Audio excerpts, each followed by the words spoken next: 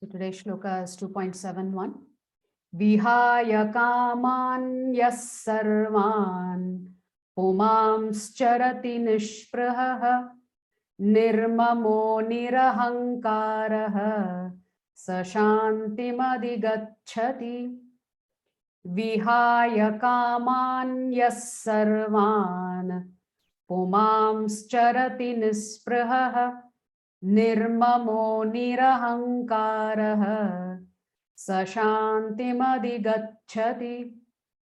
Vihaya kaman yas sarvan pumanscharati nishpraha nirmamo nirahankaraha sashantimadigacchati. So please recite after me. Vihaya kaman yas sarvan Vihaya kaman yas sarvan pumanscharati nishpraha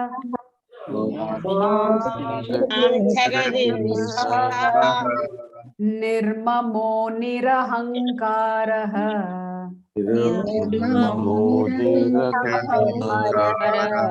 sashantimadigacchati.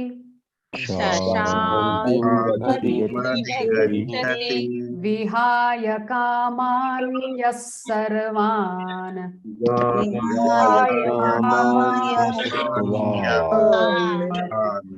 pumanscharati nishpraha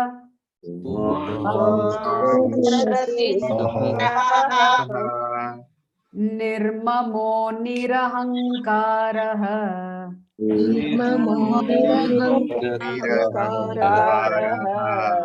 sashantimadigacchati.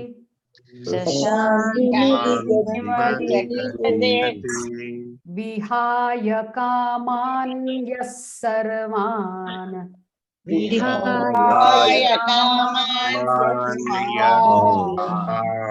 pumanscharati nishpraha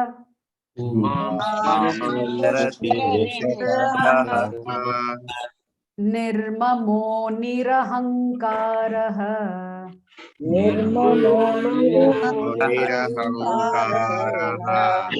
sashantimadigacchati.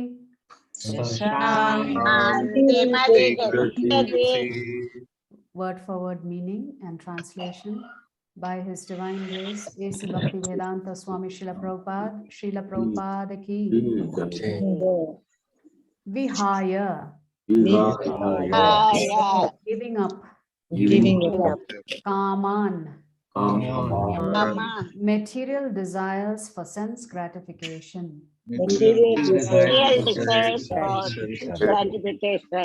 Yaha, who, sarvan, all, puman, a person, charati, lives, nispraha, desireless, nirmamaha, without a sense of proprietorship, nirahankaraha, without false ego, saha, he, shantim, perfect peace, adhigachati, attains. Translation: a person who has given up all desires for sense gratification, who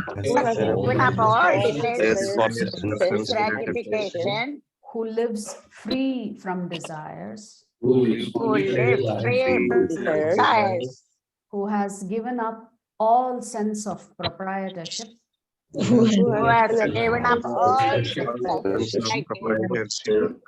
and is devoid of false ego, He alone can attain real peace. He alone can attain real peace. So here Lord Krishna is repeating to Arjuna that you have to give up all desires for sense gratification. And if we can live free from desire. So what does desirelessness mean? Desirelessness means only having a desire to please Krishna. That is considered to be free from desires. But otherwise, for a human being, it's not possible to be free of desire. Because if you don't have the desire to get up out of bed, you'll not do anything. So this, to live free from desire means to live free from material desires. So the only desire we should have is to please Krishna. And when we understand what Lord Krishna's position is, then automatically you will also give up all sense of proprietorship. Meaning you will recognize that Krishna owns everything, including you. So you have to remember that we are just the servants of Krishna. Nothing belongs to us. Our body doesn't belong to us. Our mind and intelligence also doesn't belong to us. In the sense, the Lord has created us so that we can turn around and serve Him. But because we got separated from Him, we have forgotten what it means to actually be His servant. So Krishna is saying, when you become my servant, or when you recognize that that is your only title, that's the only upadhi that actually matters, then you can be free from false ego. Ego is necessary for us to live, but ego dovetailed with satisfying Krishna and his senses is actually being devoid of false ego. So when you recognize Krishna's position and when you recognize your eternal constitutional position as a servant of Krishna, then you'll be free of everything. You will be free from material desires. You will be free from the sense of I own everything. And when you realize you don't own anything, including your family, including your house, including your wealth, when you realize everything belongs to Krishna and you're just a caretaker here.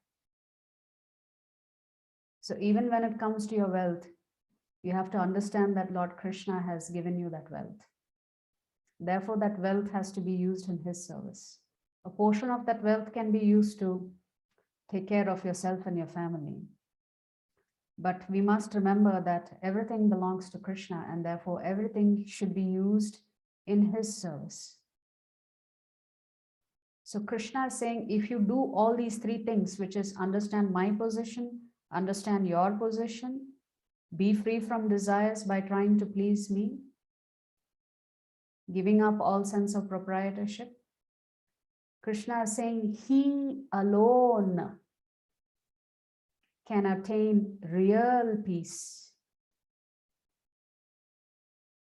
Shantim adhigacchati, Krishna is saying. So we have to remember this. Who is Krishna? Who are we?